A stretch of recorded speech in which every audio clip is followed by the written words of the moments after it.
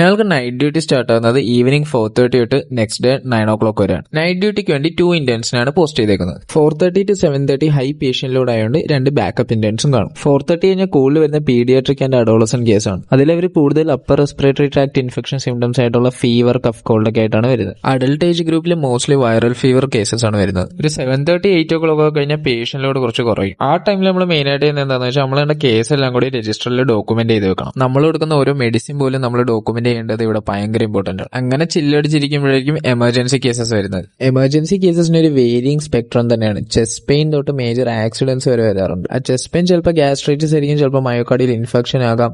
Accident ചിലപ്പോൾ simple abrasion ആയിരിക്കും, ചിലപ്പോൾ ലൈഫ് ത്രെറ്റനിങ് കണ്ടീഷൻ വരെ ആകാറുണ്ട്. ഡോഗ് ബൈറ്റ്, സ്കോർപിയോൺ ബൈറ്റ്, പിന്നെ ആൻഡ് പൗഡർ പോയിസണിങ്, ഇതൊക്കെ ഇവിടുത്തെ ഒരു കോമൺ ആയിട്ടുള്ള എമർജൻസി കണ്ടീഷൻസ് ആണ്. ചില കണ്ടീഷൻസ് നമുക്ക് ഈ ഫെസിലിറ്റിയിൽ മാനേജ് ചെയ്യാൻ പറ്റാറില്ല. അപ്പോൾ നമ്മൾ എത്രയും വേഗം ജിപ്മർ എമർജൻസി ഡിപ്പാർട്ട്മെന്റിലേക്ക് റെഫർ ചെയ്യാറുണ്ട്. രാത്രി ഒരു 12-12:30 കഴിഞ്ഞാൽ പിന്നെ റാൻഡം ആയിട്ടുള്ള പേഷ്യൻസേ വരാറുള്ളൂ. ഒരു ഹാഫ് ആൻ അവർ 1 hour ഒക്കെ കൂടുമ്പോൾ. പിന്നെ രാവിലെ ഒരു 6 മണിയാകുമ്പോഴത്തേക്ക് വീണ്ടും പേഷ്യന്റ് ലോഡ് ഹൈ ആവും. ഒരു 9 o'clock ആകുമ്പോഴത്തേക്ക് നമ്മൾ കണ്ട കേസെല്ലാം പ്രോപ്പറായിട്ട് ഡോക്യുമെന്റ് ചെയ്തിട്ട് നെക്സ്റ്റ് ഡ്യൂട്ടിയുള്ള ആൾക്കാർക്ക് ഹാൻഡ് ഓവർ ചെയ്തിട്ട് പോകാം.